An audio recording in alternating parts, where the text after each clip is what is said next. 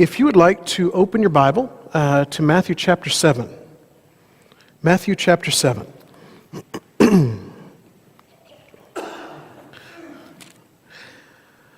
The church that I came here from did not have the monitor up front. And so I couldn't read off of the thing the times that I was up there. And the little trick I learned to at least know how my slides were advancing was I could see the reflection of the screen in the windows at the back. And I've noticed here this morning I can't hear. So I will be looking backwards some this morning too, like Roy, but you can forgive me as we go along. In Matthew chapter 7, we have the parable of something that we know pretty well, the wise and foolish builders. And we learn a little something about building, which if you're not a gardener or a farmer, and there have been a lot of farming and gardening type parables, this might be a welcome change for you. Something that seems kind of common sense, something that involves building instead of growing, and maybe you can learn something a little easier from this kind of parable. I think it's very interesting that Jesus shifts through different types of things with his parables to make sure that the stories get across to the biggest crowd possible. This morning, we'll begin in Matthew chapter 7 and verse 24, where Matthew writes, "Therefore everyone who hears these words of mine and puts them into practice is like a wise man who built his house on the rock." And we start with this description of what the wise man is. The wise man is the person who doesn't just hear these things, but he hears these things and he puts them into practice, which I think immediately will call for us to ask the question, what are these things? What is he talking about? Who hears these things that he said? And this parable, Matthew places in the setting of the Sermon on the Mount. And so I think if we will flip back in our Bibles for a minute, and these will not be on screen, and we'll kind of run through fairly quickly, but beginning at the beginning of chapter 5, we see the things that he's talking about that we need to hear and put into practice. And first of all, he begins, if you have headings in your chapters, with the Beatitudes. And we may have remembered those somewhere along the way, or we may have had them on a bookmark or up on a piece of art on our wall. But the basic message behind the Beatitudes is that there are a lot of things the world would say to strive for, and those are fine, but a lot of the challenges we might face up to is actually where we find a lot of our blessings. And some of the things the world would say are negatives are things that God can use in positive ways. And then we have a section that talks about salt and light. And it talks about the idea that we are to be the salt and the light in this world. Which is to say, the world around us doesn't look exactly the way God would like for it to look. And because of that, we have an opportunity to stand out. And I don't know if you have ever been in that situation where you have stood out. I have several times along the way. I was thinking about this the other day, the idea of standing out and not fitting in. I remember the first time as a youth minister I walked into a middle school for lunch. And they would, where we came from, where I did youth ministry, they'd allow us to come in at lunchtime and hang out with our kids there at middle school. And when you are a 30-something-year-old guy, and you walk into this land of all these middle schoolers and you're not a teacher there, the entire cafeteria stopped for a moment. It was a murmur of sound and everything, and then it just went silent, and everyone's head turned toward me at the door, and then there was another little murmur of sound. And I stood there for a moment thinking, I want to be anywhere other than right here, right now. I don't like to stand out. I don't like to be embarrassed. I don't like to, which is funny, because here I am in front of you, week after week after week. This is not me. This is not the way my personality operates. And so because of that, the idea of standing out it's almost terrifying in a way. And I think for a lot of Christians, we view it in that way. We just want to fit in and not be noticed. We just want to blend into the background. We don't want to stick out a whole lot, but Jesus says we're to be salt and we're to be light, which is to say we are to be noticed for what it is we're doing. Now, hopefully we don't revel in that. Hopefully we don't hold that over people, but at the same time, if we are not living lives that are noticeably different, we've missed something along the way. So we're to be salt and light. And then he says, don't think that I've come to get rid of all this law that we've had to this point. I've come to fulfill it. And so these commands that we've had are ones that you're going to continue to keep. And then he gets a little more complex. And he says, you know it's wrong not to murder. And I would imagine as we go through our legal system, as we go through the Ten Commandments, we could look at something like murder and all come to an agreement that, yeah, that's bad. That's not something that people should do, and if they do, there's a punishment that goes with that. But he takes it a step further and says, beyond murder, I don't want you to get angry with each other. What? I don't want you to get angry with each other. I look at this arch up here, and I look at, if you've not been in the gym, it's a lighted, tinted wonderland this weekend for the wedding. And I went back in my mind to wedding planning and wedding setup in my own life. And lots of the ones that I have seen along the way, being a minister and having performed some weddings, those can become, if you are not careful, tense times. Because you have a very particular way you would like for things to be done. And for the ladies especially, you have dreamed of this since you were a little girl. And it's supposed to look just so. And when everything doesn't come together the way that it should, I went to a wedding of a good friend in the Washington, D.C. area. And it was this beautiful wedding. Everything was just perfect.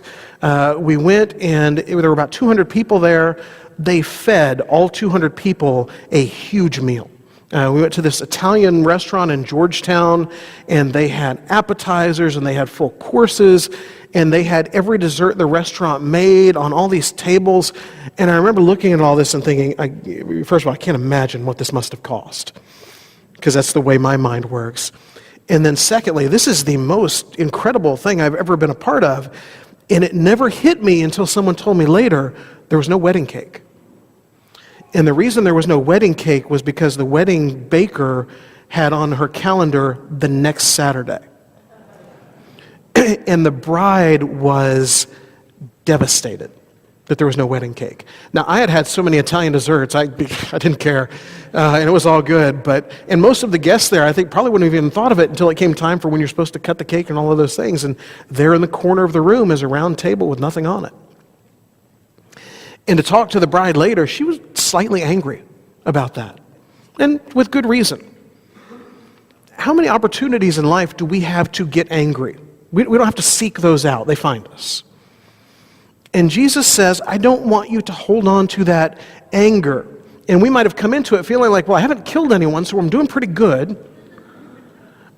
But how many times have you gotten angry with somebody in the last week, in the last day, this morning? How many times have we gotten angry? And then he goes further. You've heard it said, do not commit adultery. I tell you not even to have lust. Live in a culture that is built on lust in a lot of ways. The lust of things we desire, the lust of people we desire, what you will see on billboards, what you will see on television, things you will see advertised that have nothing to do with the woman and what she's wearing, and yet there she is. Don't even have lust in your heart.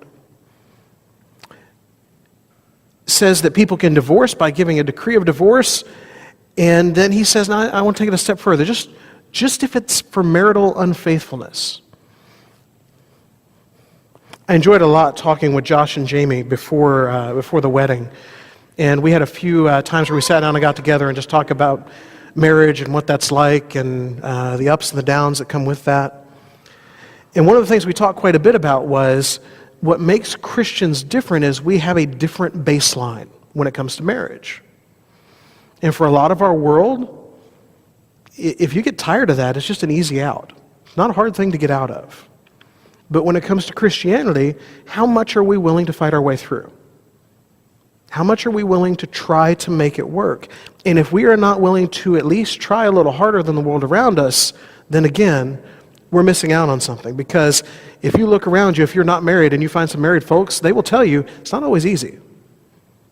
It's not always perfect, but it's something worth working for. And then he says, you've heard about oaths, but I tell you, let your word be your word. You don't have to have a bunch of fancy oaths. You say yes, it means yes. You say no, it means no. Then you've heard an eye for an eye. All right, somebody hits me, I can hit them back. That's how it should work. But I tell you, if he hits you on one side, turn the other cheek and let him hit you again. It's not the way we do things, is it?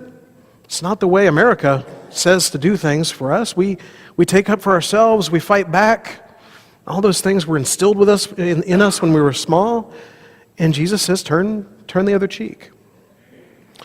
You have heard it said, love your neighbor. And we've talked about that quite a bit in here.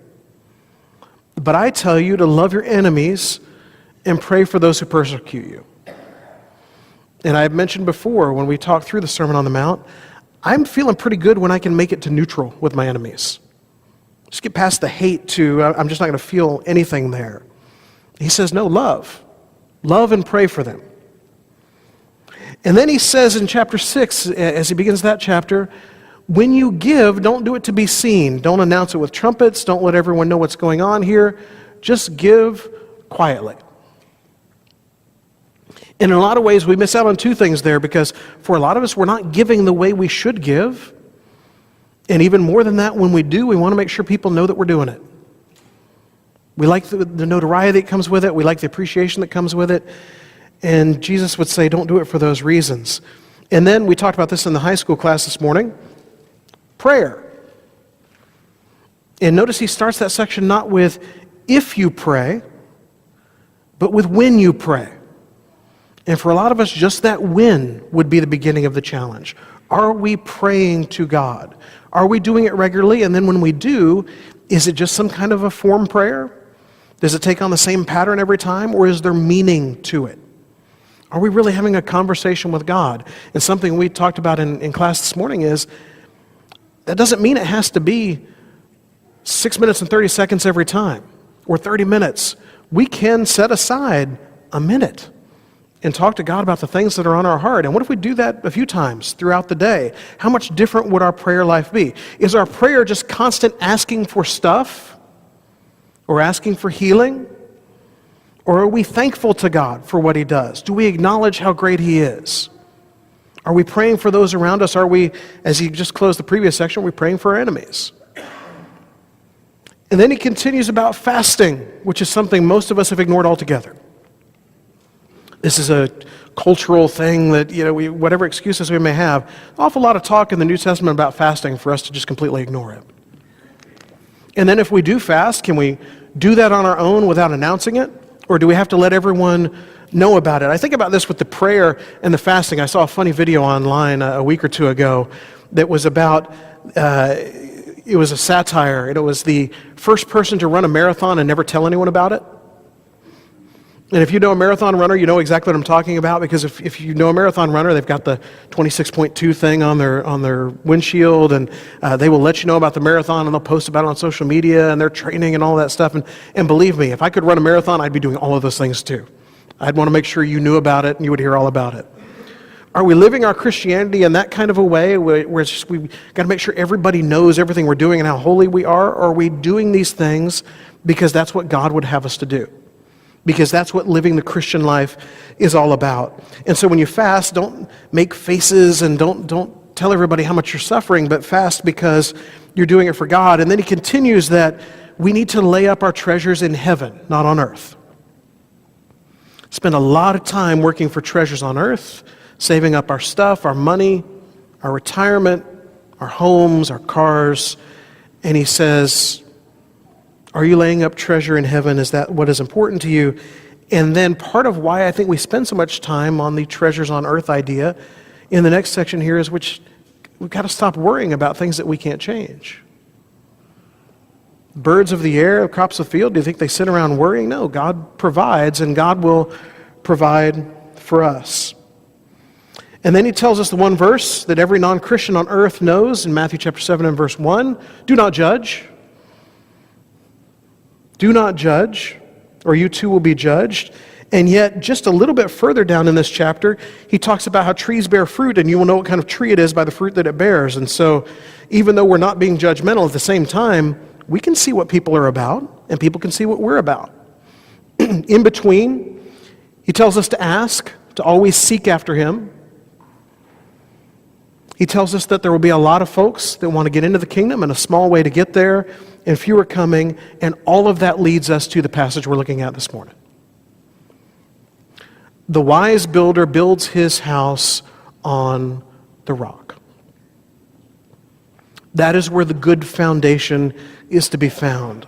And we understand that when it comes to building, yet too many times we don't start with the kind of foundation that we need to begin with. He says, this wise man built it there, and then when the rain comes down, the streams rose and the winds blew and beat against that house, it did not fall because it had its foundation on the rock. And what is that rock for us? That rock is Jesus. It's the way we learned that song when we were kids. The wise man, the rains came tumbling down and the floods came up. And is Jesus our foundation in life for what we do? Because if he is, and what he's just described is true, then the things we read about in Matthew 5 through 7 should look a lot like living. And if they don't, we need to step back and take another look at that. Which parts of this sermon are we struggling with? Not my sermon, his sermon. Are we struggling with anger? Are we struggling with lust? Are we struggling with forgiveness? Are we struggling with a willingness to ask him? Are we struggling in prayer? Wherever it might be, if we are not who we need to be in those places, then the wise man does something about it. I came out of my apartment on Thursday evening, and I noticed that the way my tire was turned on the front of my wife's car, which I got to drive last week while she was out of town, I felt very important, got to drive the nice car. On the front of that tire, I saw a screw sticking out of the tire. It was fully flush in there, and the tire wasn't leaking, nothing had gone off, no alarms or anything like that. And I thought to myself, I have to go pick my family up in Portland at the airport the next day. I really didn't plan on my schedule to go to a tire place and do anything like that on Friday. What should I do? Now, I don't know how long that screw has been in the tire, because this just happens to be the time I've seen it because my wheels turn that way. Could have happened this morning. Could have happened 3 weeks ago. My tire's not lost any air in the meantime. Should I just go ahead and drive to Portland? And I thought to myself, it's not the wise thing to do. The wise thing to do would be to go somewhere who fixes tires and say, there's the screw in the tire, and can you fix that? And to spend the hour and a half wandering around Costco, which is okay anyway, while they do it, and then to have my tire repaired and to know it's going to work when I go. And when it comes to practical things of life, most of the time we do that. Now, occasionally we put it off, and then usually we regret it later, and it's a bigger project than it would have been. But for most of us, we could look through this Sermon on the Mount and see very quickly, I'm pretty good in these 3 spots. And then a lot of times what we'll do is we will really get pretty happy about those 3 areas. We'll be like, yes, I am there. I am praying for my enemies. Most people don't do that. Look how great I am. But instead, we need to look realistically at those and realize I'm not all that great at these 4. And now, am I going to be content to not be all that great at those 4, or am I going to do something about it? And Jesus would say the wise man is going to do something about it. And this morning, I think a lot of us find ourselves there. We know what it is we should do. The way James will put it is, the person that knows what it is he should not do and still does it sins. We know better. And yet, what do we do about it? He continues, but everyone who hears these words of mine and does not put them into practice is like a foolish man who built his house on sand. We know better. We understand what a good foundation is and what a bad foundation is. I understand that driving with that screw in the tire for very long is not a good idea. There are a lot of things in life that we understand are not a good idea, and do we continue to do those things? And for a lot of our world, the answer is yes. We keep doing those same dumb things over and over and over again. The rain came down, the streams rose, and the wind blew and beat against the house, and it fell with a great crash. Of course it did. I mean, what else would it do? And I think when I look at this story, I always think of in terms of the coast. I love the coast. I grew up near the coast and was landlocked in Arkansas for a long time, and then came out here, and I love the coast all over again. There's something about that nearness to the water that people seek out. And so if you want to buy a piece of property that's 2 miles off the coast and it's an acre, you're going to pay one price. If you're going to buy a piece of beachfront property that's that same acre, you're probably going to pay a very different price because you're by the coast. And then you have a whole discussion within yourself of how close to the coast is close enough. Because there's danger that comes with that too. Here, it's in the way of erosion on those hillsides. It's the way in the tsunamis that you see all the signs for. Where I come from, on the Gulf Coast, it's hurricanes. And you know that if you're far enough inland, that surge is never going to get to you. But if you're far enough inland, you can't see the water. And so you have this grand discussion. And I don't know if you followed this story, but this is a home in Rockaway Beach, which is up the coast from us. It is the home of Dr. Dang, who I believe is a dentist in the Portland area. This has been in the news earlier last month. Dr. Dang's house was 50 feet away from the coast when he built it. As the coast has eroded over the last decade in waves and patterns and all of those things, he is now 8 feet away from the coast. And he's a little worried about this $1 million house that he's built. Now, the residents of Rockaway Beach, the ones that interviewed in the paper at least, say he should have known better. How close to the coast are you going to build? Dr. Dang, as he was interviewed, said, I checked with everybody. I checked with the people who clear all these things, and they said where I was building was okay. And so what he's trying to do is get something called riffraff, which is not the bad part of town, but it's stuff you put out there that helps the waves not get to your house. And the community doesn't want to do that because they like the pretty beach the way it is. And so there's a legal battle going on in Rockaway Beach about what's going to happen with this guy's house. And he knows without the riffraff, eventually his house will be gone and swept into the sea. Did he know better? Did he not? I don't know. Whose story do you believe? I don't know. But for us, I think there are times that we know better than what we do. And the question for us is, what are we going to do about it? Are we going to continue to build houses on sand, or are we going to build our house on the rock? When Jesus had finished saying these things, the crowd were amazed at his teaching because he taught as one who had authority, not as their teachers of the law. He taught as one with authority. It's so simple, yet so profound what he was saying. This is not incredibly complex, and you look at it and you think, well, these teachers of the law that came along before him, really, why couldn't they get this kind of message too? Because it just makes good sense. But as Jesus comes, he understands what it is to live the human life. He understands how the human life was designed to be lived because he was there when humanity was designed. He was there to watch it created, and he came here to show us how it can be done.